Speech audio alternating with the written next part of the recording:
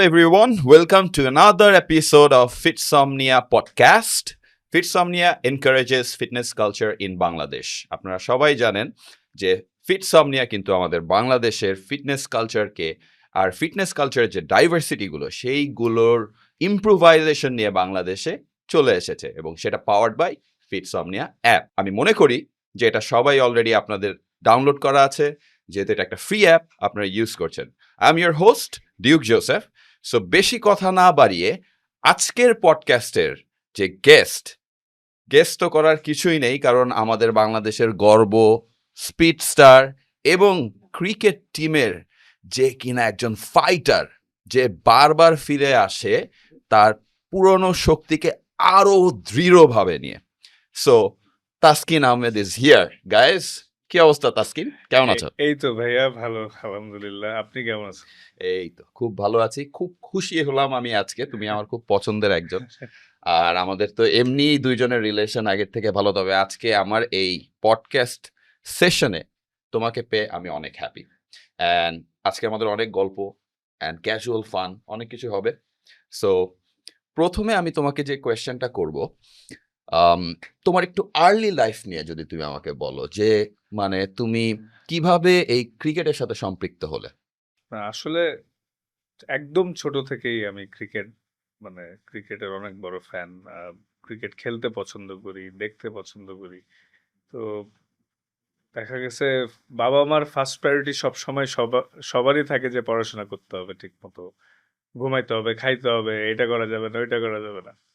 তার মধ্যে তো আপনারা সবাই যদি ইন জেনারেলি দেখেন, ঢাকা থেকে খুব রেয়ার ক্রিকেটার্স, মানে হাতে গোনা কয়েকজন পাবেন, খুবই রেয়ার। হ্যাঁ, তো ঢাকার বাইরে থেকেই বেশি আসে, বেশি বিকজ আসে, হ্যাঁ। ঢাকার বাইরের মানুষজনদের আমি মনে করি ডিসিপ্লিনটা একটু better, food habits, sleeping pattern. Fresh food. ঢাকার সবাই একটু আরামপ্রিয়। তো এই জন্য দেখা যায় যে খেলা শুরু করলেও অনেক হাইলি ট্যালেন্টেড প্লেয়ার আস্তে আস্তে তাদের গোলে পৌঁছাতে পারে না। তো বুঝতে পেরেছি। আমার জন্য ডিফিকাল্ট ছিল, কিন্তু আমাকে যখন আমার বাবা খেলার সুযোগ করে দেয়, তারপর থেকে আমার ধ্যানে জ্ঞানে একটা জিনিসই ছিল ক্রিকেট। আমি একদিন ন্যাশনাল টিমে খেলতে চাই। Excellent. তো দেখা গেছে যে আমি যখন ক্লাস 5-এ পড়ি, আমার 5-এর ফাইনাল পরীক্ষা শেষ হওয়ার পরে, তো আমাদের সবারই ফাইনাল পরীক্ষার পরে কিন্তু 20-22 দিন 25 দিনের একটা গ্যাপ থাকে, অবশ্যই নতুন বছর শুরু হওয়ার শুরু আগে। হয়, হ্যাঁ। তো ওই গ্যাপটাতে দেখা গেছে তখন বিকেলে মাঠে খেলতেছিলাম, আমার এক বন্ধু এসে আমাকে বলে যে এরকম আন্ডার 12 টুর্নামেন্ট স্টার্ট হবে, হুম, হুম, তো তুই কি খেলবি নাকি? বললাম, দেখ, আমি ক্রিকেট খেলতে তো অনেক পছন্দ করি, কিন্তু আমার বাবা আমাকে দিবে কিনা সেটা হচ্ছে ব্যাপার। Restriction, আচ্ছা হ্যাঁ, আচ্ছা। তার মধ্যে আরো ক্রিকেট বলে কখনো খেলিনি, সবসময় হুম, টেনিস বল বা টেপ টেনিসই খেলছি। হুম, আমি তো এক্সাইটেড যে ওয়াই নট, আমি definitely. সুযোগ পেলে কেন না। তখন আমি আবার এখনো যখন আমার বাবার মুড ভালো থাকে, হুম, হুম। কোনো কিছু আবদার করার থাকলে ওই সময়টা যে করি, যাতে Treat. সে সহজে That's a না good না treat. হ্যাঁ, না mood করে ভালো আর কি। থাকে। হ্যাঁ, দেন পরে হ্যাঁ, এখন পরীক্ষা শেষ, ব্রেক চলতেছে, বাবাকে যে বললাম, বাবা আমি এরকম আবাহনী মাঠে ডিসকভারি ক্রিকেট একাডেমিতে সাজু স্যার নামে একজন কোচ আছেন, আন্ডার 12 টুর্নামেন্ট স্টার্ট হচ্ছে, তো উনি 12-এর জন্য ভালো ভালো প্লেয়ার ট্রায়াল নিচ্ছে, হুম, তো আমি যাইতে চাই। হ্যাঁ, যাও, কিন্তু কয়দিন পরে তো আবার স্কুল, তখন থেকে যেতে আবার কোনো প্রবলেম না হয়, তো এই গ্যাপে খেলো, সমস্যা নেই। তো আমি গেছি। তো আমি ব্যাটিং বোলিং ট্রায়াল দিছি, কিন্তু আমার ওই বন্ধুকে, আমার যে কোচ সাজু স্যার, সে বলতেছিল কিন্তু ও তো আন্ডার 12-এ টিকবে না, এখানে একটা এজ রেস্ট্রিকশন আছে। বলছে, না না স্যার, ও গায়ে হাতে একটু লম্বা, বয়স 12-র মধ্যেই। স্যাররা আবার গ্রোথের কারণে বুঝা যায়। স্যাররা আবার আমার ওই বন্ধুটা কনভিন্স করতেছে। হ্যাঁ, তখন আসলে কি আন্ডার 12ই তো ছিল? হ্যাঁ হ্যাঁ হ্যাঁ Great, হ্যাঁ। great. তো তো তখন আর কি গেলাম। হুম, হুম। তো আমাদের শুধু এভাবে বললেই হয় না, আমাদেরকে আবার মেডিকেল টেস্ট করে হ্যাঁ, এজের জন্য। definitely. প্রথমে দাঁত দেখে বাইর করার ট্রাই করে, যাদেরটা পেয়ে যায়, আর যাদের কনফিউজ থাকে তাদের বোন টেস্ট করা হয়। ওকে, তো আল্লাহর মতে এজ লেভেলে ওই মেডিকেল টেস্টে আমি টিকলাম। গ্রেট। দেন খেললাম, হুম, হুম। ভালো খেললাম। খেলার পরে তো ছোটদের 2 দিন আর বড়দের 3 দিন প্র্যাকটিস হতো। তো আমার মাথায় যে আমি 20 দিন পাইছি, আমি 5 দিনই যাব প্র্যাকটিসে, ঠিক আছে? আমি যেয়ে খালি প্র্যাকটিস করতাম। তো পরে স্যার না আস্তে আস্তে আমার যে প্রথম কোচ, আমার আরো কিছু স্পেশাল কোচ আছে দেশে, বাট প্রথম যে কোচ, তো ওনার নামই সাজু স্যার আর কি, যার একাডেমি দিয়ে আমি স্টার্ট করি আমার ক্রিকেট ক্যারিয়ারটা। তো উনি প্রায় নোটিস করতো যে এই ছেলেটার অনেক আগ্রহ এবং বোলিং দেখে মনে হয় কিছু একটা হইতেও পারে। তো তখন একদিন আমার বাবা আবাহনী মাঠে যায় দেখতে, যে আসলে কই যায় ও। তো সাইডে দাঁড়ায় দাঁড়ায় আমাদের প্র্যাকটিস দেখতেছিল। তখন আমার কোচ বাবাকে একদিন বলে যে ওকে চাইলে আপনি একটু সুযোগ দিতে পারেন, কারণ আমার কাছে কেন জানি মনে হয় ও ভালো প্লেয়ার হইতেও পারে ইন ফিউচার। তখন বাবা বলল যে আচ্ছা কয়দিন পর তুই স্কুল খুলে যাবে, আমি ভেবে দেখব। তো একদিন লুকাই লুকাই একটা প্র্যাকটিস ম্যাচ ছিল, দেখতে গেছে। দেখে তো ওই দিন বাবা অ্যাকচুয়ালি ইমপ্রেস হয়েছে যে না, এ তো আসলেই ভালোই খেলে, বোলিং টোলিং ভালোই লাগতেছে দেখে।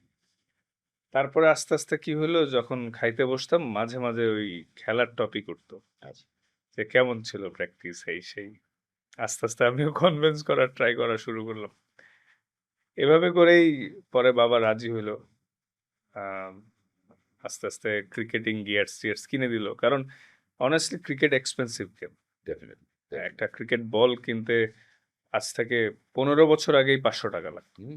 তারপর ব্যাট 7-8 হাজার টাকার নিচে হতো না, এই ওইসব ব্যাটই এখন 40,000-এর নিচে আপনি পাবেন। So pretty expensive. সো ফ্যামিলির সাপোর্ট ছাড়া একটু ডিফিকাল্ট। তো এটা থেকেই বোঝা যায় যাদের মধ্যে প্রতিভা আছে, তাদের প্যারেন্টসরা যদি ওদের সন্তানদের একটু সাপোর্ট দেয়, এরকম আরো অনেক আমাদের মতো স্টাররা বাংলাদেশ খুঁজে পাবে। খুব তো সুন্দর। হ্যাঁ, খুব তো সুন্দর। এভাবে করেই মানে আস্তে আস্তে শুরু হইলো জার্নিটা। এজ লেভেল হয় ভাই, আন্ডার 14, 16, হুম। 18। তো আপনি আন্ডার 14-এ যদি ভালো পারফর্ম করেন, সারা বাংলাদেশ থেকে ধরেন 50 জন সিলেক্ট হয়, আচ্ছা। ওখান থেকে 24 জন, দেন ওখান থেকে মেন স্কোয়াড 15 জন। ওকে। ওটাকে বলা হয় আন্ডার 15 ন্যাশনাল টিম। এভাবে করে 6 মাস 7 মাসের ক্যাম্প হয়। তো আমি এজ লেভেল সব খেলছি, আন্ডার 15, 17, 19। তো 19 ওয়ার্ল্ড কাপ আমি অস্ট্রেলিয়াতে খেলছিলাম। তো এই এজ লেভেল থেকে আমার শুরু, কিন্তু 19 ওয়ার্ল্ড কাপের আগে একটা এশিয়া কাপ হয়েছিল। আচ্ছা আচ্ছা। তো ওই এশিয়া কাপটা আমার জীবনের প্রথম বাইরের দেশে যেয়ে খেলার একটা অপরচুনিটি ক্রিয়েট হয়েছে। ইন্টারন্যাশনাল একটা গেম হ্যাঁ। খেলেছে ফার্স্ট। আমি তো রেডি, এক্সাইটেড। টুর্নামেন্টে খেলতে যাওয়ার 1 সপ্তাহ আগে আমি ইনজুর্ড হয়ে গেছি, ঠিক আছে? তো একে তো ছোট, দ্বিতীয়ত কখনো বাইরের দেশে খেলতে যাই নাই, তৃতীয়ত এশিয়া কাপ। হোম সিরিজ খেলছি সিএবির সাথে, ইংল্যান্ডের সাথে, ভালো করছি। তো যেদিন ওরা ফ্লাই করে টিমটা, ওই দিন আমি একা একা আসলে আমার বাবারে জড়ায় ধরে অনেক কান্না করছিলাম যে আমি যাইতে পারলাম না, এই সেই। বাট ফিজিও অ্যান্ড কোচ আমাকে আর বাবাকে ডেকে বুঝাই গেছিল যে এশিয়া কাপটার থেকে ওয়ার্ল্ড কাপটা অনেক ইম্পর্টেন্ট। 1 মাসের ব্যবধানেই খেলা, তো ওকে একটু বুঝান, ওর সুস্থ হওয়াটা জরুরি। আধা চেষ্টা ভাবে খেললে ওর ইনজুরিটা বেড়ে যাবে, ওয়ার্ল্ড কাপ মিস হয়ে যাবে।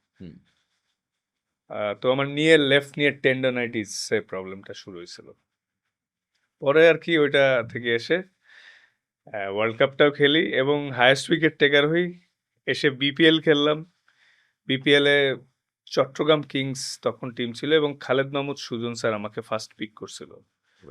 তো আমাদের টিমে সব স্টাররা ছিল, শন টেইট, জ্যাকব ওরাম, দেশি স্টারের মধ্যে রুবেল ভাই তখন most senior fast bowler Bangladesh টিমের। হ্যাঁ, কেভন কুপার, মানে ভালো ভালো প্লেয়ার সব, সব হ্যাঁ, stars। সব স্টার, এবং আমরা ফাইনালও খেলছিলাম। তো ওই টিমে আসলে যখন আমাকে ড্রাফটে পিক করতে চাইছে, তখন টিম ম্যানেজমেন্ট থেকে অনেকে বলছিল আরে পিচ্ছি ছেলে, এর নিও না, খেলতে পারবে না এত বড় লেভেল, ওকে নেন, আপনারা দেখেন ওরে নেন, দেখবেন এই ফিউচার একটা ভালো কিছু হবে।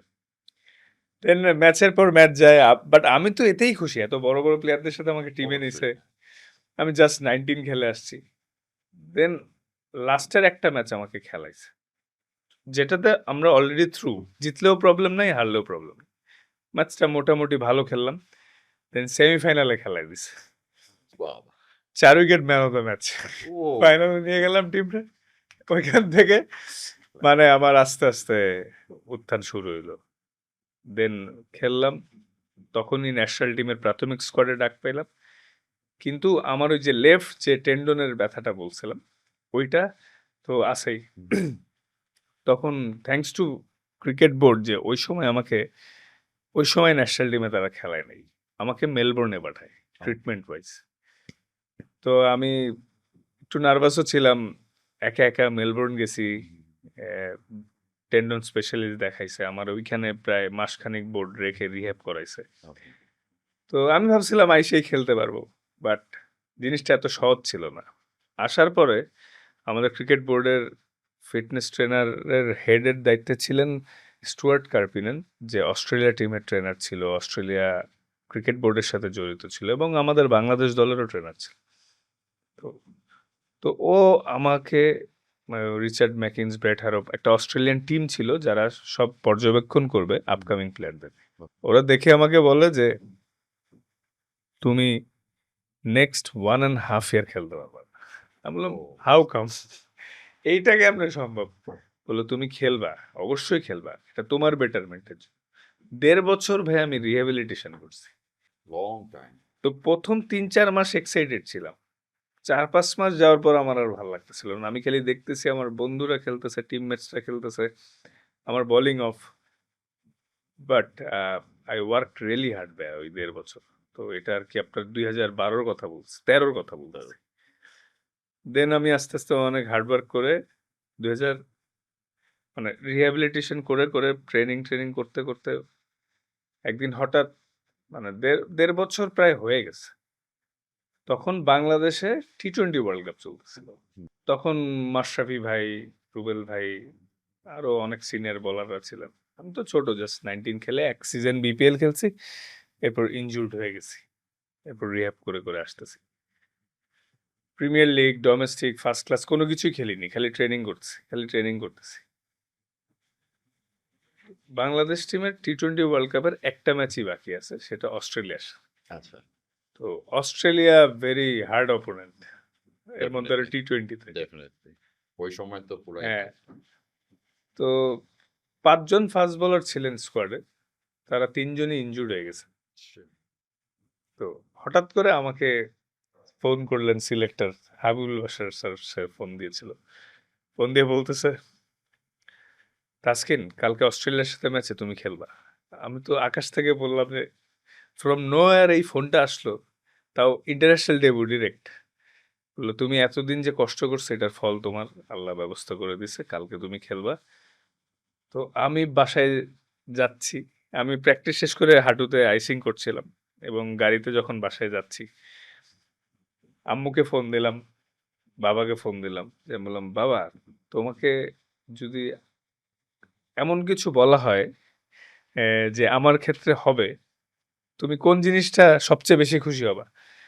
তখন বাবা কিছুক্ষণ চিন্তা করে বলল, যেহেতু তুমি খেলোয়াড় হইতে চাও, আমি চাবো তুমি ন্যাশনাল টিমে খেলো, এটাই আমার জীবনের সবচেয়ে বড় পাওয়া হবে, যেহেতু আমি এত শ্রম দিছি তোমার ক্রিকেটিং ক্যারিয়ারের পেছনে। বললো বাবা কালকে ইনশাল্লাহ তোমার এই স্বপ্ন পূরণ হবে। বললো তাই, সবাই এক্সাইটেড।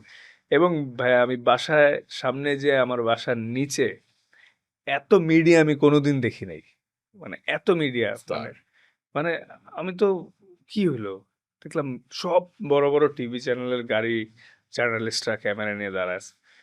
আমি গাড়ি থেকে নামলাম, দেখলাম সবাই আমার দিকে হুড়মুড় করে আসলো, বললো আপনি বাংলাদেশ দলে ডাক পেয়েছেন সর্বপ্রথমত, কেমন অনুভূতি এই সেই। তখন আমি বললাম না, ইটস এ গ্রেট ফিলিং, আলহামদুলিল্লাহ, এটার অপেক্ষায় ছিলাম এবং লাস্ট 1.5 বছরে অনেক মেহনত করছি। তো বললো অস্ট্রেলিয়ার মতো দলের সাথে খেলা, আপনি কি নার্ভাস? বললাম না আমি নার্ভাস না, ডেফিনেটলি দেয়ার বিগ টিম, কিন্তু আমি এক্সাইটেড। তো বললো কার উইকেট নিতে চান? বললাম দেখেন সব উইকেটই ইম্পর্টেন্ট, আমি ইন্টারন্যাশনাল খেলেই নেই এর আগে কখনো, আমি ডেভিড ওয়ার্নার আর ম্যাক্সওয়েলের উইকেট নিতেছি। তো আমি ওই দিন সবচেয়ে ভালো বোলিং করি, 4 ওভারে 24 রানে, এবং ম্যাক্সওয়েলের উইকেটটা পাইছিলাম, বোল্ড হয়েছিল। এরপরে কি হলো, একটা জানান দেওয়া হলো বাংলাদেশে যে না একটা প্লেয়ার আপকামিং। এরপরে তার মাসখানেক পরেই ইন্ডিয়ার সাথে বাংলাদেশে ওডিআই সিরিজ শুরু হলো। তো টি-20 একটা ম্যাচ খেললাম, এবার ওয়ান ডে ম্যাচ 50 ওভারের ডেবু হবে। তো আমি মানে নার্ভাসও ছিলাম, বাট আমার বিশ্বাসও ছিল ভালো করব। তো জীবনের প্রথম ম্যাচেই 5 উইকেট পাইছি ইন্ডিয়ার সাথে। বাহ, ওটা একটা রেকর্ড হইছে। record হয়েছে। তো এরপরে ভালো হইলো। এভাবে করে ভাইয়া জার্নিটা স্টার্ট হইলো। Excellent, excellent. মানে I would like to say এখানে কিছু জিনিস তাসকিনের লাইফ থেকে কিন্তু আমাদের শেখার আছে। শেখার কি আছে? তাসকিন কিন্তু একটা কথা খুব সুন্দর বলেছে যে প্যারেন্টস এর support is the best thing what a child can have.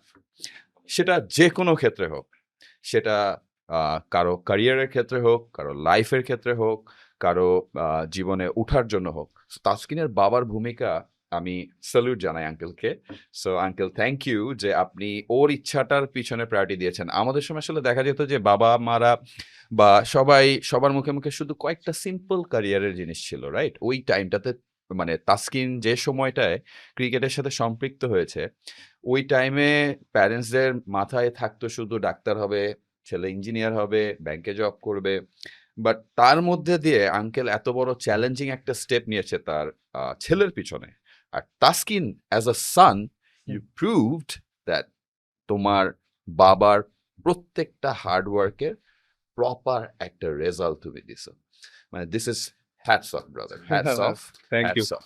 না And- ভাইয়া, আসলে আমি কিন্তু পড়াশোনা করতাম, ক্রিকেট পছন্দ করতাম। কিন্তু আল্লাহ তাআলা যে আমার ভিতরে বোলিং এ এমন ট্যালেন্ট দিয়ে রাখছিল, এটা তো আমি প্রথমেই জানতাম না। Explore করতেন। হুম। তো তখন আমার ইচ্ছে ছিল আমি একদিন আর্মি হব, আর্মি আচ্ছা, আচ্ছা, অফিসার আচ্ছা। হব। তো এইভাবে করে প্র্যাকটিস করছিলাম, কিন্তু বোলিং যখন শুরু করলাম এবং ভালো হওয়া শুরু হলো, আলটিমেটলি দুইটাই তো আমি লাকি যে আমার দেশের হয়ে কাজ করার ইচ্ছা ছিল, পারতেছি at দুইটাই least। একসাথে হয়ে গেল। মানে হ্যাঁ। It's a combo you got. আসলে একটা জিনিস মনে রাখবা, মানুষের স্বপ্ন যেটা থাকে, সেই স্বপ্ন পূরণ হয় যদি তুমি সেটার পিছনে প্রপার এফোর্ট দাও। সেটা যেকোনো ক্ষেত্রেই হোক। আর সবচেয়ে বড় যে ফ্যাক্টরটা সেটা হচ্ছে যে তুমি কখনো হার মানার মেন্টালিটি রাখো নাই। আমি কিন্তু অনেক অবজার্ভ করি মানুষকে। আর তোমার মধ্যে কিন্তু আমি ওই জিনিসটা খুব ভালো দেখতে পেরেছি, এই লেগে থাকা। আমি পরে আরেকটা কোয়েশ্চেন নিয়ে আসবো। সেটা আমার খুব মনে পড়ে। সো ওইটা আমি পরে তোমাকে ওকে। জিজ্ঞেস করব। সো আরেকটা জিনিস যেটা আমি সবাইকে বলব যে মানুষের জীবনে কোচের ভূমিকা অপরিসীম। আর কোচ বলতে তাসকিনের পিছনে যে ২ জনের অবদান সবসময় তাসকিন মেনশন করে, তার মধ্যে একজন সাজু স্যার, যার আর্লি লাইফে তাসকিনের জন্য অপরিসীম ভূমিকা। আর স্যারকে আমি ধন্যবাদ জানাই এবং আমি চাই তাসকিন যে স্যারকে আমি লাইভে কোনোভাবে যদি তুমি কল করে একটু আমাদের সাথে কানেক্ট করে দিতে পারো, তাহলে আমি চাচ্ছি তাকে মানে আমার তরফ থেকে ধন্যবাদ আচ্ছা, জানাতে আমি তার অবদানের জন্য। স্যার, আসসালামু আলাইকুম। স্যার, আমি তাসকিন, আমি একটা শোতে আছি। তো এখানে আমি আমার ছোটকাল থেকে বেড়ে ওঠার গল্প বলতেছিলাম। তো আমার এই শোতে যে হোস্টিং করছে ডিউক ভাই, তিনি আপনার সাথে একটু কথা বলতে চায়। সো তাই আপনাকে ফোন দিলাম একটু কথা বলার। আসসালামু আলাইকুম সাজু স্যার। আপনার কথা অনেক শুনলাম আর আমি চাচ্ছিলাম আমার এই পডকাস্ট সেশনে আপনার ভয়েসটা লাইভ মানুষ শুনুক। আর আমি আপনাকে ধন্যবাদ জানাই। আপনার তাসকিনের জন্য যে অবদান সেটা শোনার পরে আসলে আপনাকে আমার মানে সামনাসামনি সেলুট করার ইচ্ছা। আমি অবশ্যই একদিন আপনার সাথে দেখা করব। আপনি জাস্ট ছোট্ট করে একটু তাসকিনের কিছু ভালো দিক আবার কিছু বা যেটা আপনার মনে হয়েছে যে ওর ইমপ্রুভ করা দরকার যদি একটু বলতেন তাহলে আমাদের জন্য সুবিধা হতো। আসলে কি ছেলে হিসেবেই তার কিন্তু বাংলাদেশের একজন ভালো মানুষ, সত্যি কথা। অবশ্যই। আসলে মানুষ তো মানুষই, তাই না? মানুষ চেয়ে ভালো কিছু যদি হয়তো তার ক্রিয়ার জগতে কিন্তু তার মতো ভালো মানুষ আমি দেখি নাই। অবশ্যই। যত শুধু আমার না, যে কোনো ছেলে যার জন্য তার জন্য সে কিন্তু একদম উদার মানব মনে করে। আমি যতবার বিপদে করি সে কিন্তু আমাকে অনেক অনেক অনেক হেল্প করছে। আর শুধু সে না, কারণ ছোটবেলার কথা না বললেই নয়। ছোটবেলায় সে কিন্তু তাকে আমাদের প্র্যাকটিস ছিল ৩ দিন, কিন্তু ৩ দিন আর ২ দিন ছিল প্র্যাকটিস, কিন্তু সে ৫ দিনই প্র্যাকটিস আসতো না। সে কিন্তু এরকম যে আমি যদি বলতাম না ধরে তারপর সে ৫০০ কোটি আবার মারছে এই ধুলাবাড়িতে সে সারা প্র্যাকটিস চাইতো। তখন খালি মানুষের খিদা থাকে না, সেরকম খিদা। ও সারাক্ষণ প্র্যাকটিস বোলিং করতেই থাকতো, ব্যাটিং করতেই থাকতো, ওকে না বললে কিন্তু কিছু আর দুষ্টু নেবে শেষ নাই। হ্যাঁ, সেটা আমিও জানি স্যার। আসলে আসলে ও কিন্তু অবশ্যই আপনি একদম যেগুলো বলেছেন আমার অবজারভেশনও আমি তাই পেয়েছি। আমি ওর ফিটনেস কোচ। সো যেটা আমি দেখেছি যে ওর মধ্যে লেগে থাকার জিনিসটা কিন্তু অপরিসীম। মানে ও লেগে থাকতে খুব পছন্দ করে। আর তারপরে হচ্ছে দুষ্টুমি তো ও থাকলেও খুব ভদ্র। আর তার থেকে বড় যে বিষয় ও সবার জন্য করে। সবার জন্য করার চেষ্টা করে। খুব ভালো মনের একটা ছেলে। ওর মতো ভালো মনের মানুষ ক্রিকেটার নাই। অবশ্যই। মানে সেটাই। তার স্বীকৃতি যদি প্র্যাকটিস করতো না বলতাম, তাও সে প্র্যাকটিস করতো। বাহ! সে ন্যাশনাল খেলার হওয়া সত্ত্বেও সে কোনদিন আবানি মাঠ চিনতে চায় না। আবানি মাঠের ধুলা, আবানি মাঠের ঘাস, ওকে প্রত্যেকে সবাই চিনে। ও কিন্তু আসলে বিচার করে ন্যাশনাল খেলা করে যে আবানি মাঠ আসতো, ইংল্যান্ড তার পাশে লক্ষ্মী করে দিয়ে ধরতো। ও কিন্তু অবশ্যই। কাউকে হ্যাঁ। কোনদিন করে নাই। ও কিন্তু সবাইকে বুকিং নিয়ে আসতো মিটিংয়ে। আমি যদি মনে করতে বলতো বাবা একটু পরে কাপ কিনা চারটা করে আসতে ওই ফিরে ফেলতো। ছোটবেলার গল্প না বললেই নয় যে আমরা ওই ছোটবেলায় যখন আমাকে আসে তখন ওর বয়স আপনার 12 বছর হয় নাই আমার মনে হয় হুম, শান্তি হুম।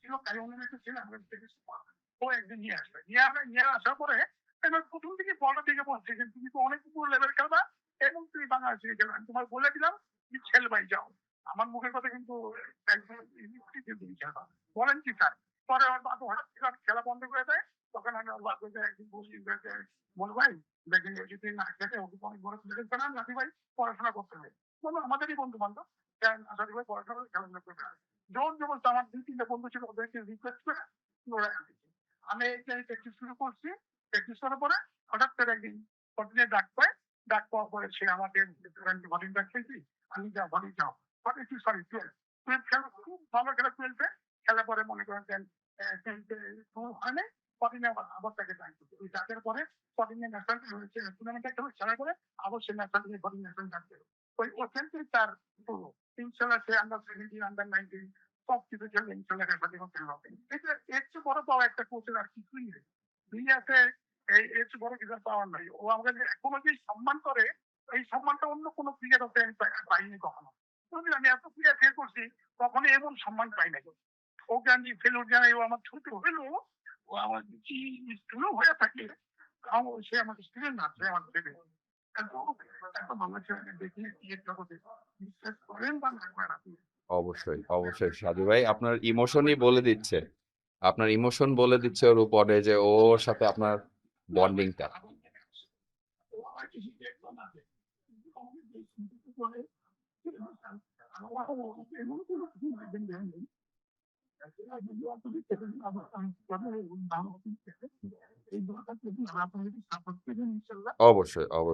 অবশ্যই সাজু ভাই আপনি আসলে আমিও আপনার কথাগুলো শুনে সত্যি ইমোশনাল হয়ে গেলাম। আপনার অবদান অনেক। আসলে আপনি যেভাবে সব বা ওর বাবাকে কনভিন্স করেছে, ও এগুলো সবই বলেছে। আপনি যা বলেছেন না?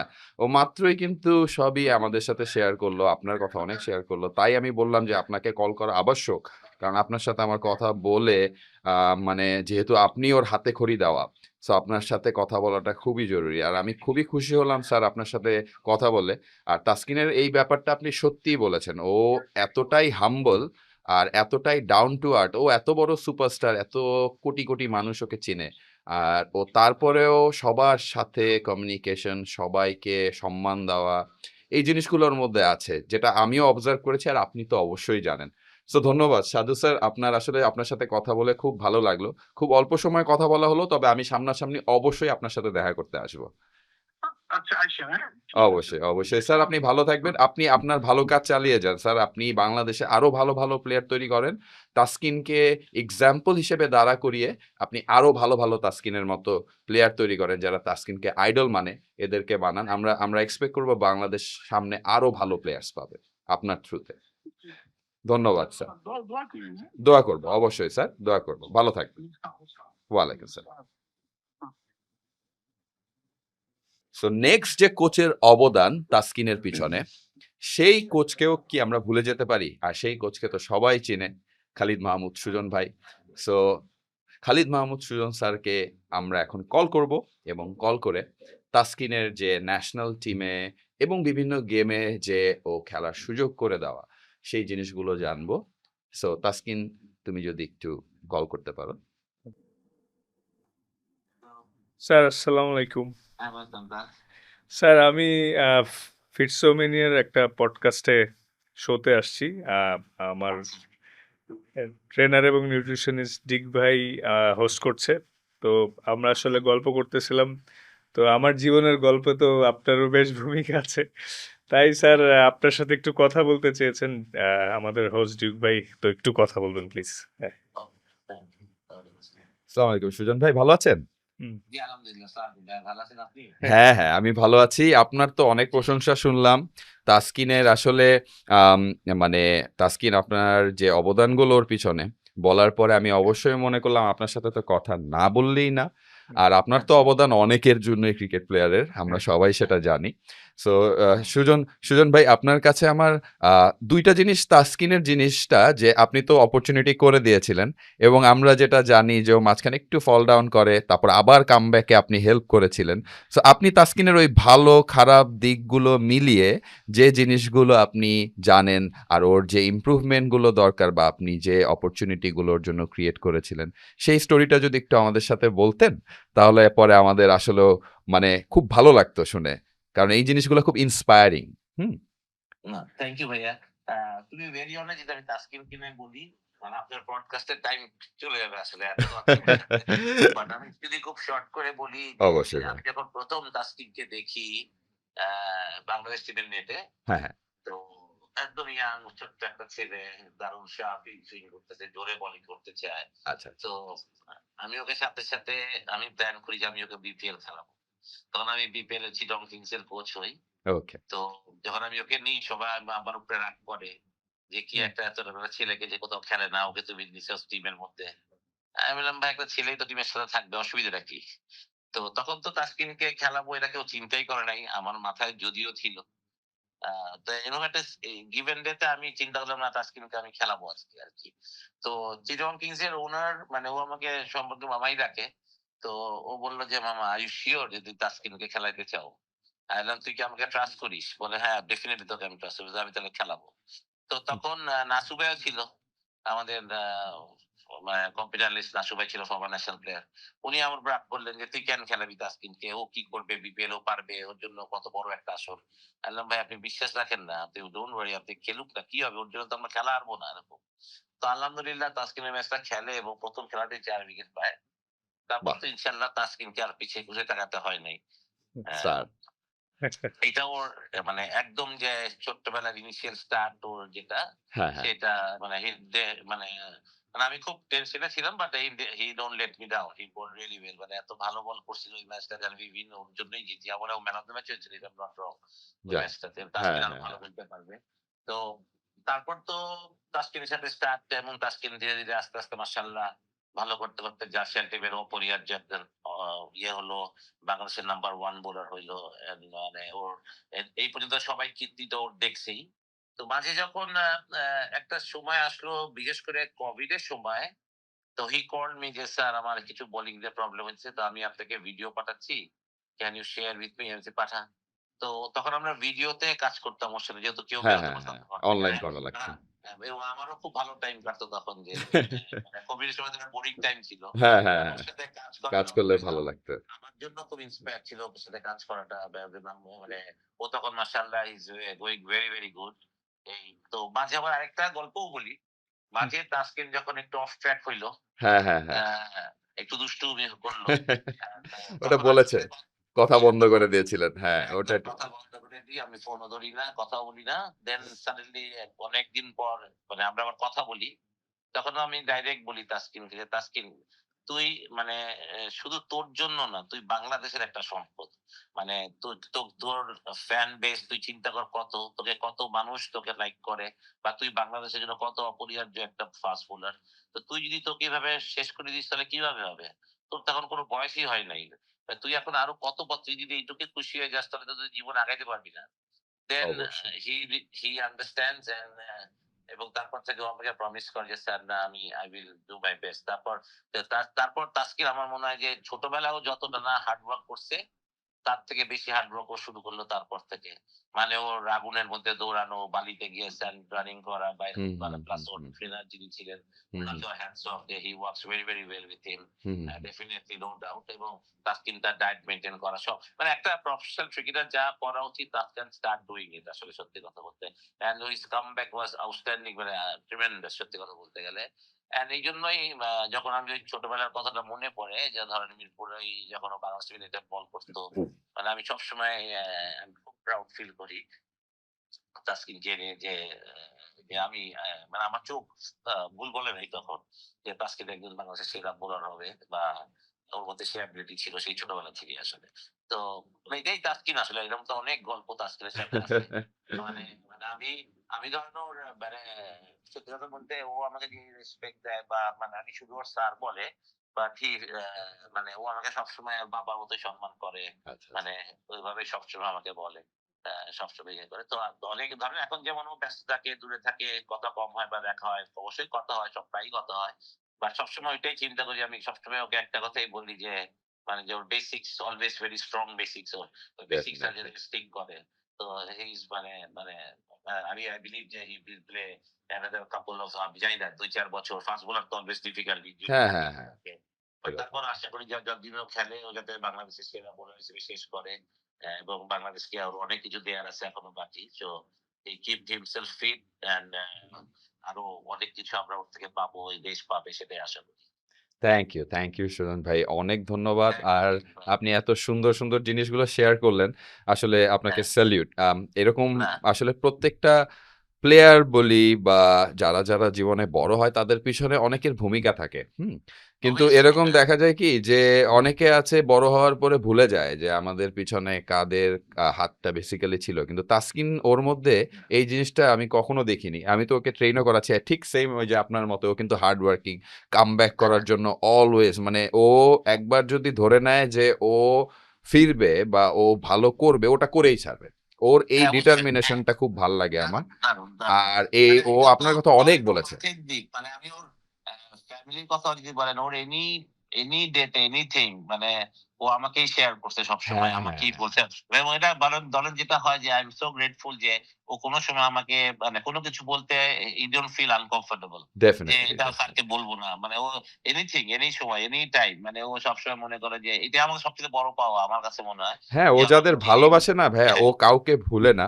এটা খুবই ভালো একটা ফ্যাক্টর। করে অনেক অনেক, অনেক, অনেক, অনেক। ধন্যবাদ সুজন ভাই। আপনার সাথে আমি একদিন সামনাসামনি বসে দেখা করব। আপনাকে স্যালুট জানাবো সামনাসামনি। আপনি এরকম একটা স্টারকে সুযোগ, মানে ও তো জানতো না যে ও বোলিং এ গড গিফটেড একটা ওর ট্যালেন্ট, একটা স্কিল আছে, যেটা এক্সপ্লোর করতে আপনি কিন্তু খুব বড় ভূমিকা রেখেছেন। কারণ ও তখনই স্টার হয়েছে যখন আপনি ওকে সুযোগ করে দিয়েছেন। সো আপনার আসলে ভূমিকা অপরিসীম। থ্যাংক ইউ সুজন ভাই। জি ভাই, জি থ্যাংক ইউ সো মাচ। ওকে তাহলে ভালো থাকবেন সুজন ভাই। একদিন দেখা হবে। ওকে, ভালো থাকবেন। সো তাসকিন, সবচেয়ে মজার বিষয় হচ্ছে যে তোমার লাইফে কোচের ভূমিকা অপরিসীম। সেটা প্রত্যেকটা অ্যাথলিটসদের জন্য, সব অ্যাথলিটসদের জন্য কিন্তু কোচের একটা ভূমিকা থাকে, না? সো কোচ খুব ইম্পর্টেন্ট একটা ফ্যাক্টর। মজার বিষয় হচ্ছে কিন্তু আমাদের ফিটসমনিয়া অ্যাপে তুমি যদি একটু দেখো, এখানে একটা সেকশন আছে, যে সেকশনটা কোচ সেকশন। এই কোচ সেকশনে কোচ হওয়ারও একটা প্ল্যান আছে, আবার কোচ হায়ার করারও একটা প্ল্যান আছে। মানে দুইটা এই যে প্রোগ্রাম দেখো এখানে আছে। সো যেটা মানে অ্যাজ আ বিগিনার হিসেবে যদি কেউ কোচ হতে চায়, সে কোচ হিসেবে অ্যাপয়েন্ট করতে পারবে নিজেদের, কিন্তু সেটার জন্য তার পার্সোনালি সেই রিকোয়ারমেন্টসগুলো ফিল আপ করতে হবে। তার এডুকেশন, তার সার্টিফিকেটস প্রপার সার্টিফাইড না হলে কিন্তু আমরা আবার অ্যাড করি না তাদেরকে। আর যারা কোচ হায়ার করতে চায়, যাদের কোচের সাহায্য লাগবে, তারা এখানে এই যে কোচরা যারা নিজেদের প্রোগ্রাম ক্রিয়েট করে রেখেছে, যে দেখেন এখানে অনেকগুলো প্রোগ্রামস আছে। সো এইখান থেকে তাদের পছন্দ মতো কোচকে তারা চুজ করবে, ওই প্রোগ্রামটা চুজ করবে এবং কোচের সাথে কাজ তারা শুরু করে দিবে। সো তোমার কি মনে হয় এটা খুব ফিজিবল না মানুষের জন্য আজকালকার যুগে, অনলাইনের হ্যাঁ, যুগে? হ্যাঁ, কারণ সবাই এত ব্যস্ত থাকে, সবারই কিছু না কিছু নিয়ে বিজি থাকতে হয়। তো এর মাঝে অনলাইনে তো মানে আমরা নরমালি কি করে থাকি, যে কোনো কিছু অর্ডার করি বা মেইল করি। তো এই থ্রুতে ফিটনেস কোচিং অ্যাপ এবং বিভিন্ন option, not only fitness, diet থেকে শুরু করে সবকিছু। তো এটা আসলে খুবই আমার কাছে দারুণ লেগেছে যে এই ব্যাপারটা। কারণ যে যতই ব্যস্ত থাকুক, আর আমি মনে করি অ্যাজ এ নট অনলি অ্যাথলেটদের জন্য, প্রত্যেকটা মানুষের জন্য ফিট থাকা অনেক জরুরি। ডেফিনেটলি কারণ এটা মোস্ট ইম্পর্টেন্ট পার্ট আসলে। সেটাই, তো ওই সুযোগটাই আমরা সবার জন্য করে করে দিয়েছি দিয়েছি। যে আসলে বাংলাদেশের হ্যাঁ, মানুষ কোনো দিক থেকে পিছিয়ে থাকবে না। ইনশাল্লাহ। হ্যাঁ। বাংলাদেশের কিন্তু this is the first ever app ও ফিটসমনিয়া, যেটা আর কেউ এখন পর্যন্ত ফিটনেস রিলেটেড, এটা শুধুমাত্র মানে ফিটনেসের একটা সেকশন না, ওভারঅল এটা একটা কমিউনিটি। এখানে আরো কিছু জিনিস আছে যেগুলো আমি তোমাকে দেখাবো step by step. So basically এই কোচ সেকশনটা আমাদের বাংলাদেশের মেজরিটি যাদের হয়তো জিমে যাওয়ার অপশন থাকে না, তারা কিন্তু এই কোচ সেকশনটা ইউজ করতে পারে। সো দর্শক, আপনারাও কিন্তু এই কোচ সেকশনের যে সুযোগ সুবিধাগুলো সেগুলো নিতে পারেন। আর সেগুলো নেওয়ার জন্য অবশ্যই ফিটসমনিয়া অ্যাপটা ডাউনলোড করে ফেলবেন। ডাউনলোড করে সেখানে কোচ সেকশনে গিয়ে আপনার পছন্দ মতো যে কোনো কোচে আন্ডারে আপনি ট্রেন করতে পারবেন। আর আপনি যদি একজন কোচ হয়ে থাকেন, তাহলে অবশ্যই আজকেই আপনার প্রোফাইলটি খুলে ফেলুন।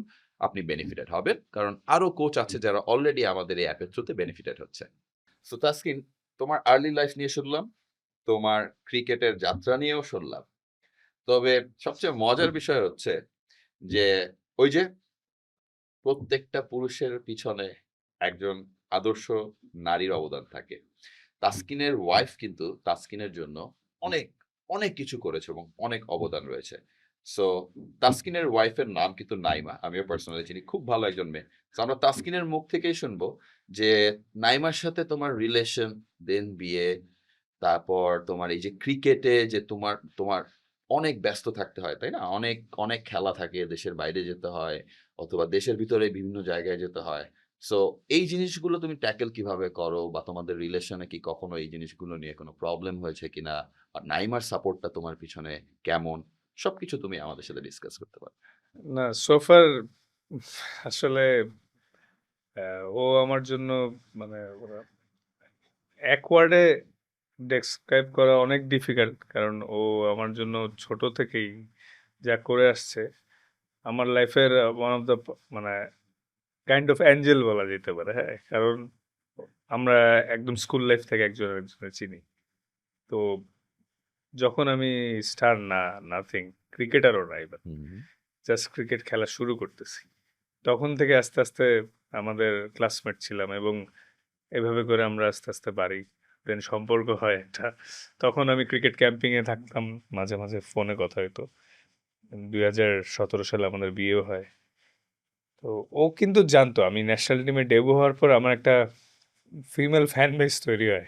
হ্যাঁ, তো অবশ্যই হ্যাঁ, তো হ্যান্ডসাম একটা ছেলে, না না, তাই না? যাই হোক। আমাদের হ্যান্ডসাম ক্রিকেট বোর্ডের কিন্তু মানে ক্রিকেট প্লেয়ার্সদের মধ্যে আমার দেখা আমার না সবচেয়ে না না, হ্যান্ডসাম তো ছেলে। এই জিনিসগুলা আমি ওর সাথে শেয়ারও করতাম। হ্যাঁ, যে কারণ আমি চাইতাম ওর কাছে অলওয়েজ ক্লিয়ার থাকতে, এবং ও নর্মালি নিত, ইভেন এখনো নর্মালি নেয় যে তোমার মেয়ে ফ্যান্স থাকতেই পারে, ডেফিনেটলি ডেফিনেটলি কোনো প্রবলেম নেই। তো তো জিনিসটা এমন, ও যথেষ্ট ফ্রি অ্যান্ড সাপোর্টিভ। দেন আমাদের বিয়ে হয় এবং বিয়ের পরপরই আমার ফল ডাউনটা হয় ক্রিকেটের ক্যারিয়ারে। তো ওরও অনেক কথা শুনতে হয়েছে মিডিয়াতে বা ট্রলডে, যে বিয়ে করে শেষ, বাদ পড়লে সেই।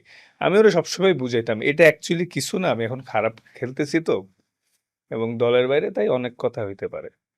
তো যখন আমি আবার কামব্যাক করলাম, ভালো খেললাম, তখন আবার আমি বলছিলাম দেখো এখন তো আবার ভালো করছি বা আবার আসছি।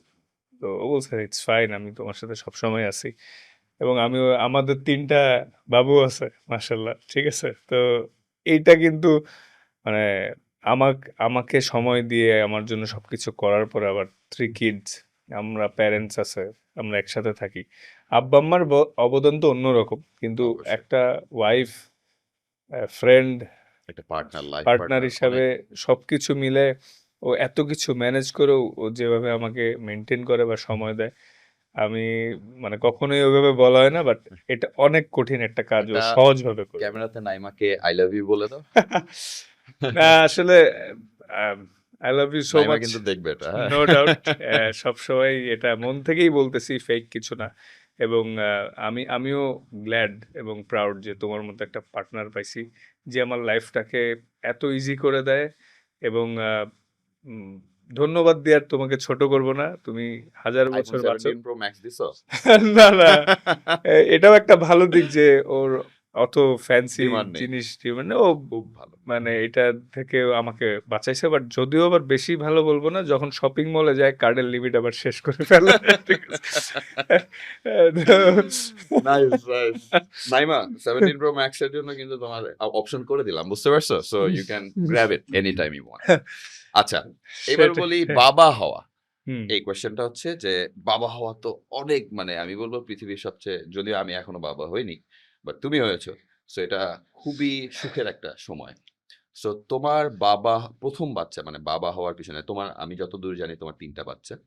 সো তুমি যদি তোমার সব বাচ্চাকে নিয়ে একটু বলো এবং কার কি ভালো লাগে। না, আমার প্রথম সন্তান তাসফিন, যে আমার বড় ছেলে, আর পরের দুইজন তাইবা তাবিহা, 2টা মেয়ে। মেয়ে।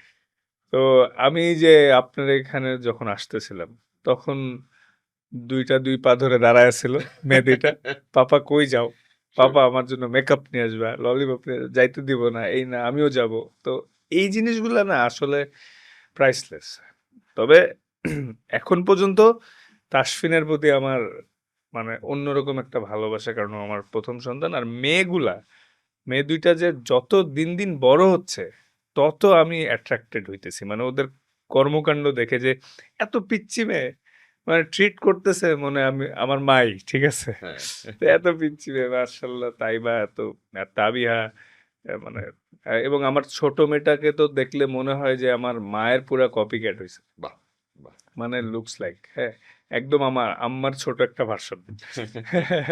তো না মাশাআল্লাহ আলহামদুলিল্লাহ, এটা একটা বড় নিয়ামত। আর দোয়া করি ওরা সবসময় সুস্থ থাকুক, কারণ আমি যখন খেলাধুলা নিয়ে বিজি থাকি এর মাঝখানে যখন শুনি কোনো কারণে যে ওরা একটু সিক বা প্রবলেম হয়েছে, এটা খুব খারাপ লাগে। কিন্তু এটাই পার্ট অফ লাইফ, কারণ দেশের জন্য খেলতে হয়, সামটাইমস লিগস থাকে, বিভিন্ন বিজি থাকে। আমি ট্রাই করি অনেস্টলি লাস্ট 1.5-2 বছর আমি ট্রাই করি সামটাইমস ফ্যামিলি ক্যারি করার, যদি অপশন থাকে। তো কারণ প্রায় 11 বছর ধরে ইন্টারন্যাশনাল, আর ক্রিকেট খেলতেছি 15 বছর ধরে। তো লাস্ট 1.5-2 বছর ধরে, স্পেশালি বাবুগুলা হওয়ার পরে সামটাইমস হোম সিকনেসটা ফিল হয়, এবং আগের থেকে হোম সিকনেসটা বাড়ছে আমার। তো বাবু ভালো, 3টা খুব হওয়ার ভালো। পরে, হ্যাঁ, তো ট্রাই করি ম্যানেজ করার, বাট এটা একটা অন্যরকম ব্লেসিং আল্লাহর তরফ থেকে। খুব সুন্দর খুব সুন্দর। তোমার যতদূর আমি জানি যে বড় ছেলে যে তাসফিন, হুম। ও কিন্তু ক্রিকেটের খুব ভালো ফ্যান, আবার নিজে ক্রিকেটও খেলে। সো তোমার কেমন লাগে সেটা? হ্যাঁ, না ভালো লাগে আসলে। এখনো টু আর্লি টু সে, হ্যাঁ, যে ওর মাত্র, ফিউচার হ্যাঁ ক্যারিয়ার কি হ্যাঁ, হবে? মাত্র 7 বছর হয়েছে, 8 বছর চলতেছে। তো না, আমি চাবো যে ও যেটা হইতে চায়, মানে বাবা হিসাবে একটাই চাও, ভালো মানুষ হোক, আর স্কিল ওয়াইজ ও যে জিনিসটা এনজয় করে ওটাতে আমি প্রায়োরিটি দিব। কারণ একটা মানুষ যদি ডাক্তার হইতে চায়, ওর আমি জোর করে ইঞ্জিনিয়ার বানাইতে চাইলে সে তার সেটা দিতে পারবে না। অবশ্যই। তো ও যদি খেলোয়াড় হইতে চায়, গো ফর ইট, ট্রাই করো। কারণ একটা সার্টেন টাইমে যায় তো ওর লাইফ ওরই দেখতে হবে। আমি বাবা হিসেবে যতটুকু আমার হার্ড অ্যান্ড সোল সাপোর্ট দেওয়ার আমি চেষ্টা করব। আর আমার বাবাও আমাদের, আমরাও 3 ভাই দিস বোন। Is the legacy. হ্যাঁ, আমরাও 3 ভাই বোন। আমার ছোট 2টা বোন আছে, একজন অস্ট্রেলিয়াতে থাকে, আচ্ছা, আরেকজন রোজা, যে আমাদের শেফ, শেফ। আমাদের by meal the way ready করে। দর্শকরা, রোজা কিন্তু তাসকিনের ছোট বোন এবং খুবই ভালো শেফ। তাসকিনকে তো আমি যখন ডায়েট গুলো দেই রোজাকে, আমি বলে দিই এভাবে এভাবে বানাতে, কারণ ডায়েটের সময় খাওয়া ধরন বানানো একদম কাস্টমাইজড মিল প্ল্যান করতে হয়। রোজা ওর বোন আমাকেও একদিন খাবিয়েছে, ট্রাস্ট মি, ফ্যান্টাস্টিক। ফিউচারে যদি রোজা, তোমাকে বলছি, তুমি যদি কখনো এই ক্লাউড বিজনেস করো ফুডে, তুমি কিন্তু ভালো করবা। সো আমি তোমাকে সামনাসামনিও বলেছি, so keep it in mind. I pray that you do well.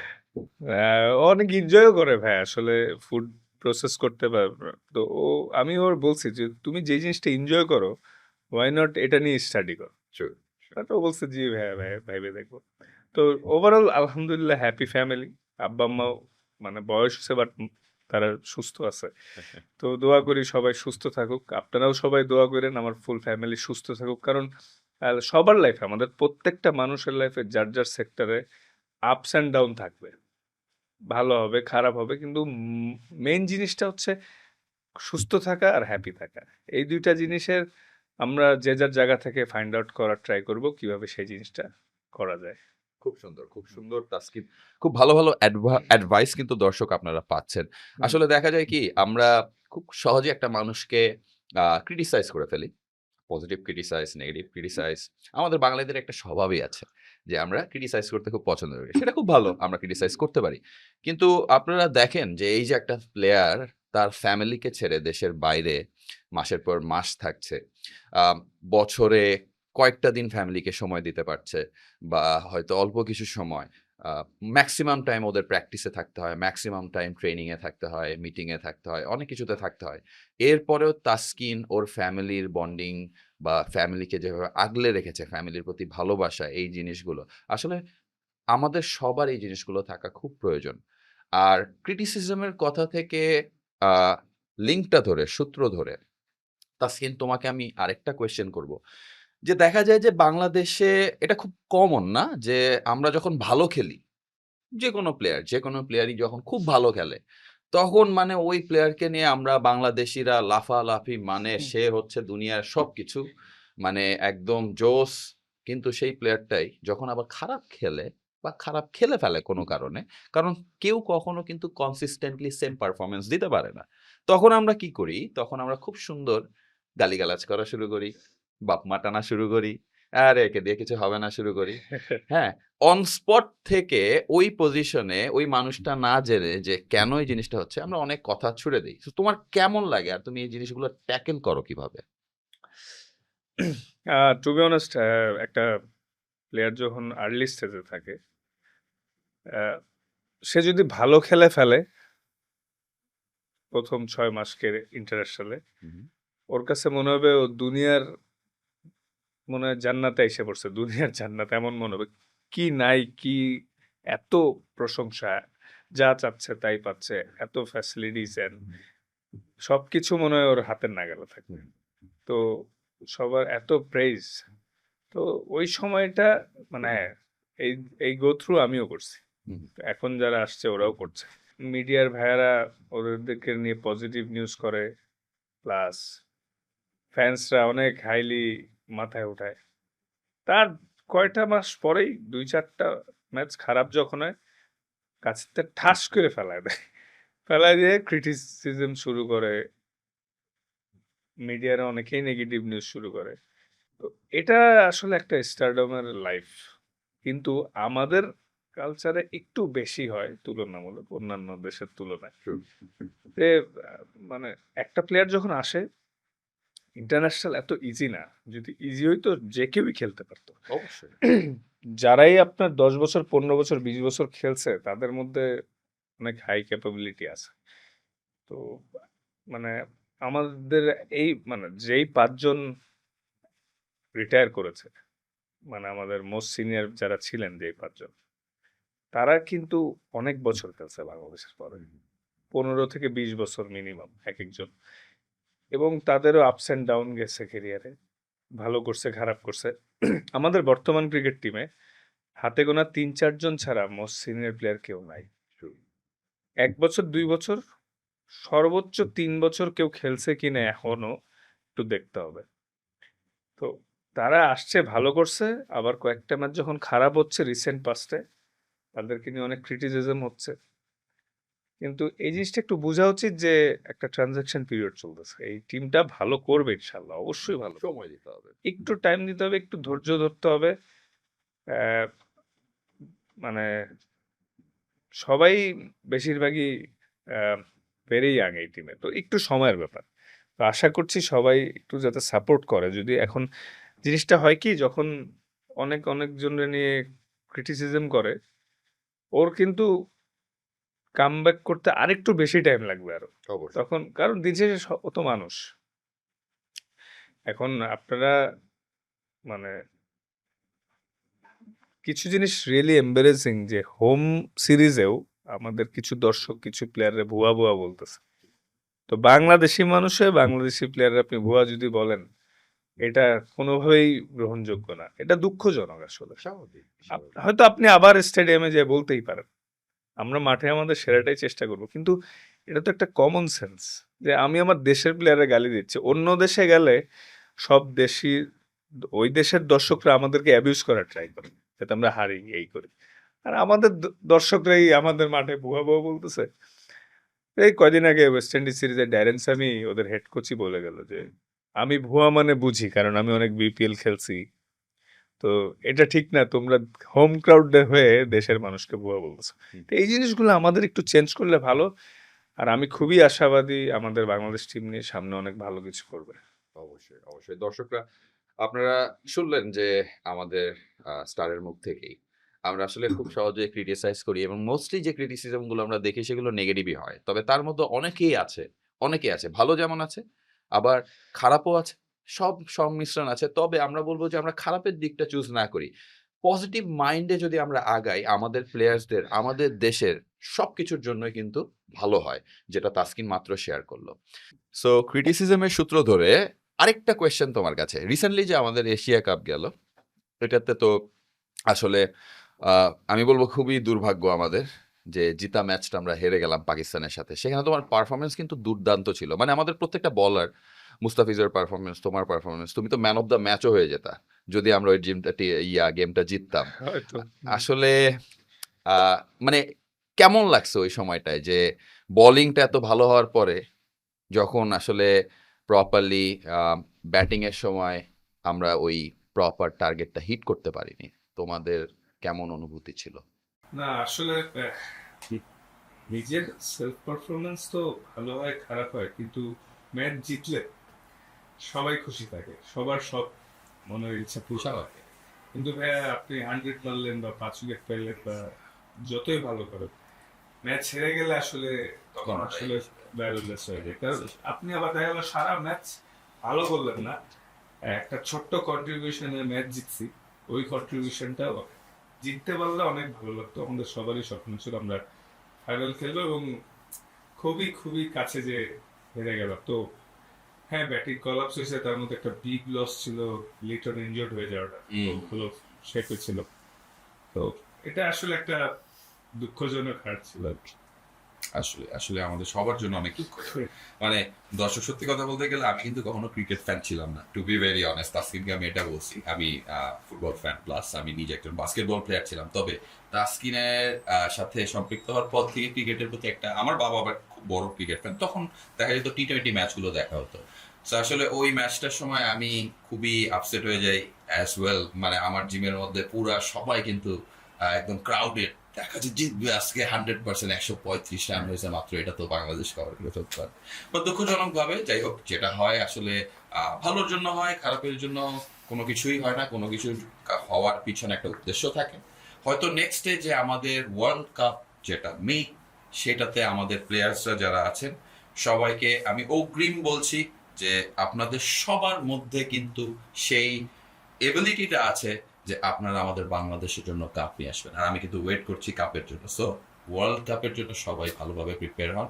Taskin, তোমার একটা সময় ছিল, আমি টিভিতে তখন তোমাকে তো আমি এমনি পার্সোনালি চিনতাম যখন তুমি ওই লালমাটিয়ার মাঠে খেলতা, আর তারপরে তুমি যখন ন্যাশনাল টিমে গেলে, এরপর তো তোমাকে আসলে তোমার সাথে কখনো সামনাসামনি কথা বলা হয়নি। তবে আমি একটা একটা সিন আমার এখনো মনে পড়ে, যে ওই যে বাংলাদেশে যখন ন্যাশনাল খেলতে যায় তোমার ইনজুরির কারণে, তুমি ওই গেমটাতে তোমাকে নেওয়া হয় না, আর তোমার কান্নার যে একটা, মানে তুমি কেঁদে কেঁদে ইন্টারভিউ দিচ্ছিলে সব নিউজ রিপোর্টারদের, ওই সময়ের কথাটা যদি একবার বলো।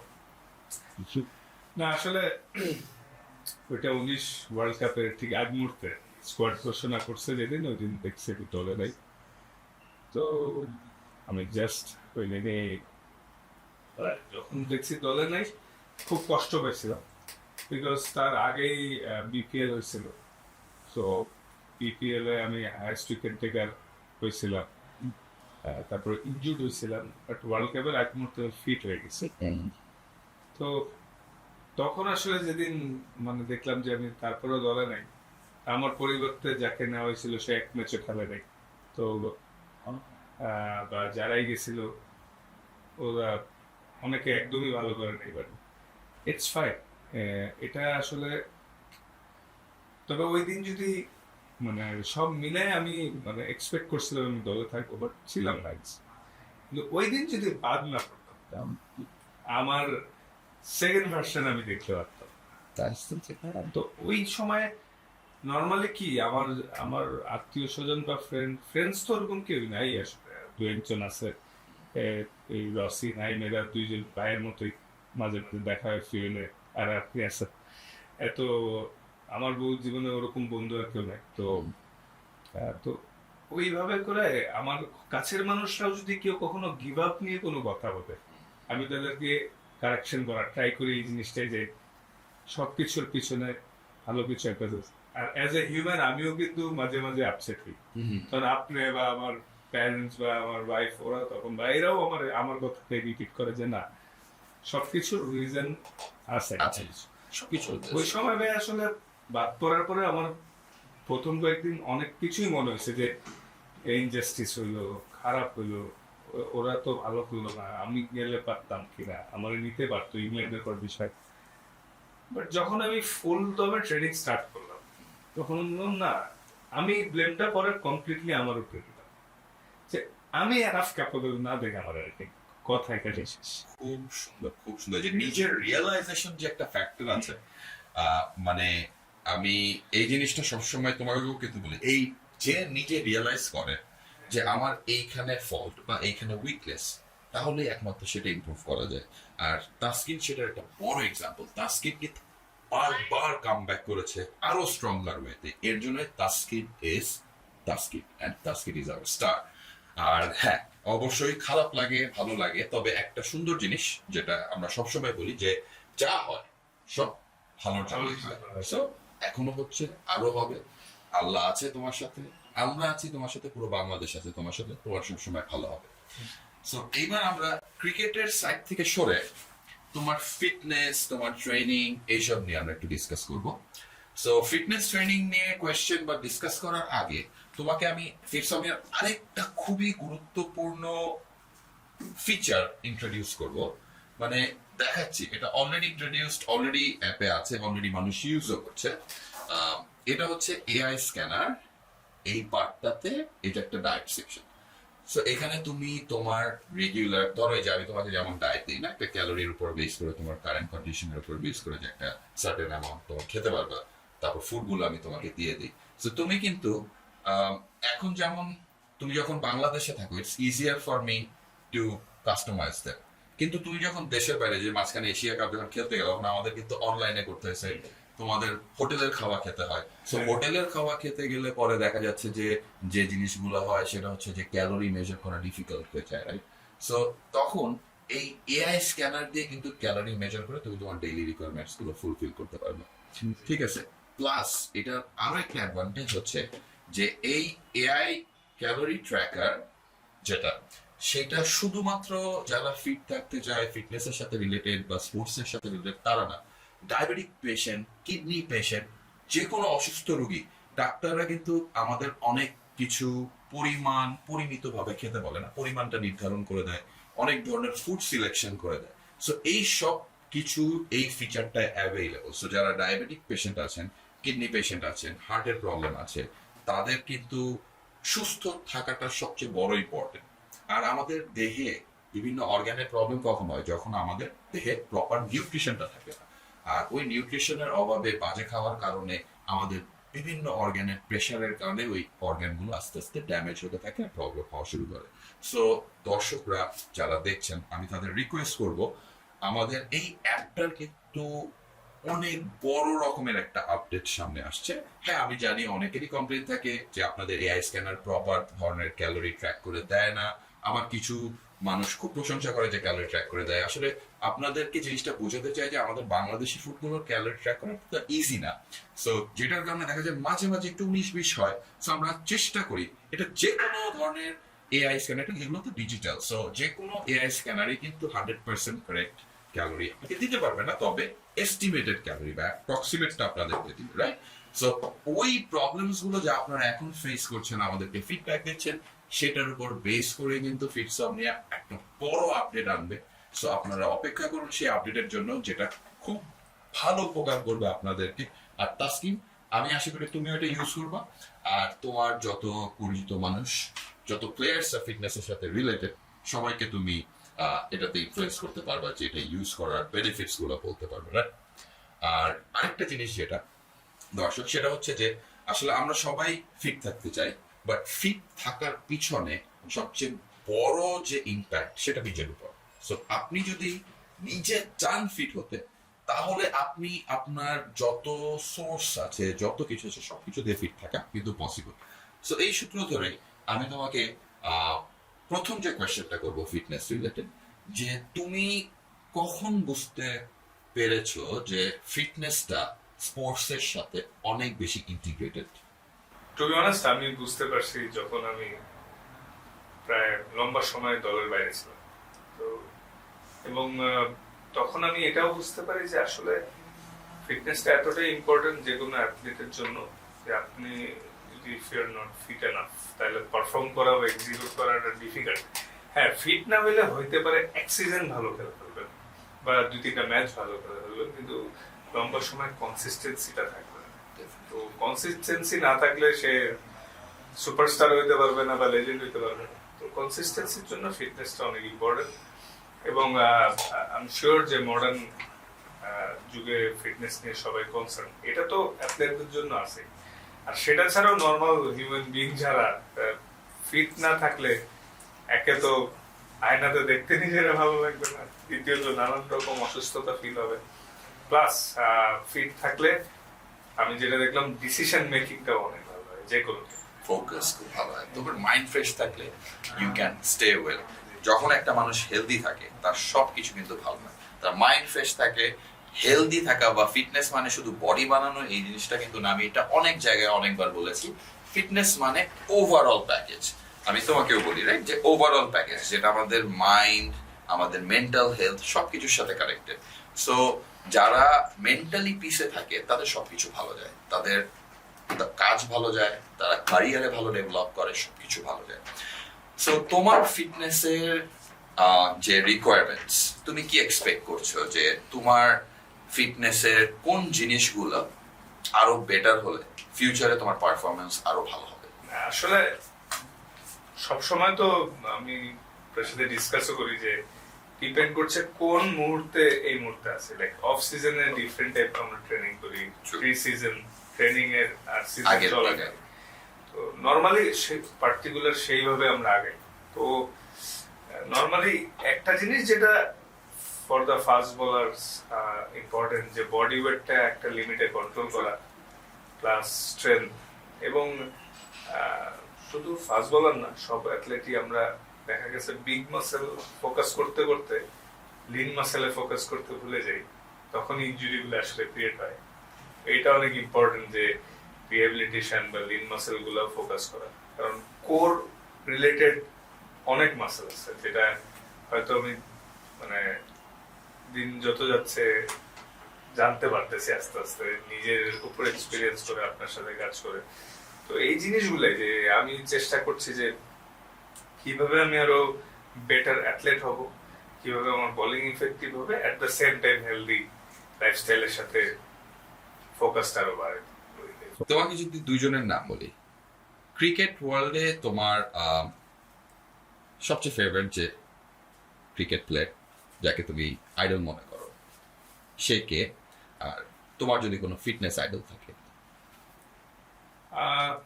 Two be honest, cricket related আমি একজন বোলারের ফ্যান ছোট থেকে, মর্নিমোর। হ্যাঁ, আর মানে ফিটনেস আইডল আমার দুইজনকে ভালো লাগে, তারা অ্যাথলেট। একজন ক্রিস্টিয়ানো রোনাল্ডো, শিওর সবার ফেভারিট, আর আরেকজন ছিল মানে হচ্ছে বিরাট কোহলি। এই দুইজনের প্যাশন এত বয়স হওয়ার পরও যেভাবে মেনটেন করে, এই দুইজন আসলে ওয়ার্ল্ডে আমার খুবই বড় ইন্সপিরেশন। খুবই ভালো, খুবই ভালো। আমারও কিন্তু Cristiano Ronaldo inspiration. He is a really good player. আমি তো fan of CR7 all the time. Real Madrid fan. Okay দর্শক, সো আমরা অলমোস্ট আমাদের পডকাস্টের শেষের দিকে তবে শেষ হয়েও হইল না শেষ, কথাটা বলতে হবে আমাদের। আর সেটার কারণে আমরা লাস্ট যে সেগমেন্টটা রেখেছি সেটা হচ্ছে র্যাপিড ফায়ার গেম। আর এই র্যাপিড ফায়ার গেমে কিন্তু তাসকিন তোমার জন্য একটা গিফট হ্যাম্পার আছে, কিন্তু এই গিফট হ্যাম্পার কিন্তু না পারলে দিব না। ওকে ওকে আচ্ছা, সো শুরু করতে পারি। র্যাপিড ফায়ার কিন্তু মানে একদম ফায়ারের উপর যাবে। ঠিক আছে, জিম নাকি ফিল্ড ট্রেনিং? জিম। বাইরের খাবার নাকি বাসার খাবার? বাসার। প্রিয় খাবার কি? বিরিয়ানি। ওডিআই নাকি test match? Test match. Bowling speed নাকি accuracy? Accuracy. Favourite sport outside cricket? Pool. কোন সিটির ক্রাউড সবচেয়ে লাউডেস্ট চিয়ার করে? ইন্ডিয়া। কোন ব্যাটসম্যানকে আউট করতে পারলে সবচেয়ে ভালো লাগে তোমার? বিরাট কোহলি। আইডলকে আউট করতে, এক্সেলেন্ট। সবচেয়ে কঠিন অপোনেন্ট টিম কোনটাকে মনে করো? অস্ট্রেলিয়া। তোমার জীবনের সেরা স্পেল কোনটা ছিল?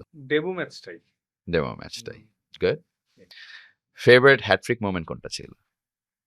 এগেইনস্ট শ্রীলঙ্কা, দাম্বুলাতে হ্যাট্রিক করছিলাম। Very good. তোমার প্রিয় ক্রিকেট মেমোরি? 2015-এ ইংল্যান্ডকে হারায় কোয়ার্টার ফাইনালে কোয়ালিফাই করা। টিমে সবচেয়ে বেশি মজা করে কে? এরকম কয়েকজন আছে, আমিও ওয়ান অফ দেম। তবে আমার কাছে মনে হয় সবচেয়ে জোকারি সবসময় করে শরীফুল। শরীফুল জোকারি। আচ্ছা, শরীফুল তোমার জোকারি কিন্তু দেখতে আসবো, হ্যাঁ মজা দেখতে আসবো, আমার কিন্তু হাসাইতে হবে। ওকে, সো এটা দিয়ে আমাদের সেগমেন্টটা শেষ করছি। তবে তোমাকে লাস্ট আমি আমাদের ফিটসমনিয়ার দুইটা ফিচার যেটা আছে, যেটা আমাদের কমিউনিটির জন্য খুব ভালো, কমিউনিটি কালচারের উপর বেস করে। সো একটা ফিচার হচ্ছে এইটা কমিউনিটি বেসড। এখানে যত ফিটনেসের সাথে রিলেটেড বাংলাদেশের মানুষ আছে, তারা তাদের সাজেশনস, কোনো ধরনের অ্যাডভাইস, তাদের নিজস্ব প্রগ্রেস, এগুলো কিন্তু পোস্ট করতে পারে। লাইক ফেসবুকে আমরা যেমন পোস্ট করি, এই যে দেখো এখানে এরকম পোস্ট করে পিকচার্স দিচ্ছে অ্যান্ড এভরিথিং। তারপরে এই যে উনি যেমন দেখো এখানে কিছু ইনস্ট্রাকশন শেয়ার করেছে, ভালো ডায়েটের জন্য কিছু জিনিস শেয়ার করেছে। সো এখানে অনেক ধরনের অ্যাডভাইস পাওয়া যায়। আরেকটা মজার বিষয় হচ্ছে আমাদের ওই চ্যাট জিপিটি তো চিনোই না, এআই, এরকম ফিটসমনিয়ার সাথে ইন্টিগ্রেটেড শুধুমাত্র ফিটনেসের জন্যই কিন্তু আমাদের ইউজিবক নামের একটা চ্যাট বট আছে, আচ্ছা, যেটাকে অনেকে উজিবক বলে, আবার ইউজিবকও বলে। সো এই চ্যাটবটের মজাটা দেখাই তোমাকে। আমি একটা জিনিস লিখি, লেটস সে মেকা, তুমি ওই যে শর্ট ক্র্যাশ ডায়েট চাইছো না, মেকা 5 days ক্র্যাশ ডায়েট প্ল্যান। দেখো এই যে ও তোমাকে কত সুন্দর করে মিল প্ল্যান গুলো দিয়ে দিচ্ছে, দেখতে পাচ্ছ? সো এইটা কিন্তু সবাই এটার সুবিধা নিতে পারে, আর এটা খুবই উপকার সবার জন্য। সো তাসকিন, এই যে ফিচার্স গুলো তুমি দেখলা ফিটসমনিয়ার আন্ডারে, তুমি দর্শকদের জন্য এই অ্যাপটা নিয়ে কি বলবা? তোমার অনুভূতিটা কেমন?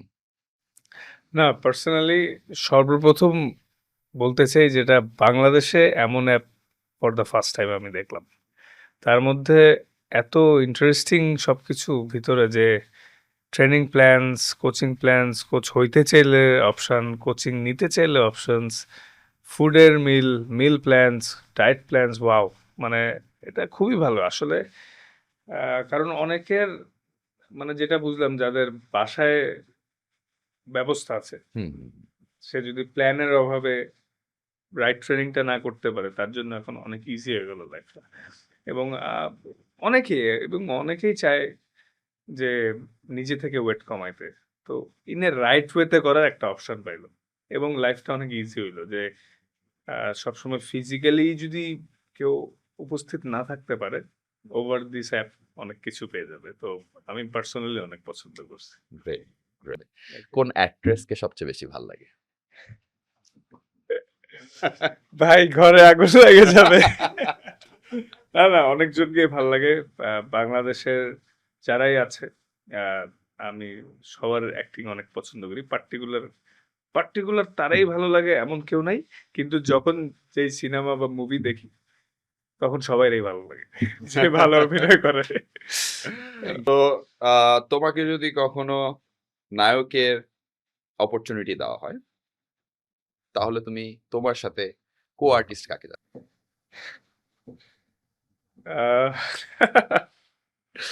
এটাও তো টাফ কোশ্চেন। না আসলে আমি মানে নায়ক না হয়ে ভিলেন হব, তাহলে সব নায়িকার সাথেই কোয়ার্টিস্ট থাকবে আমার।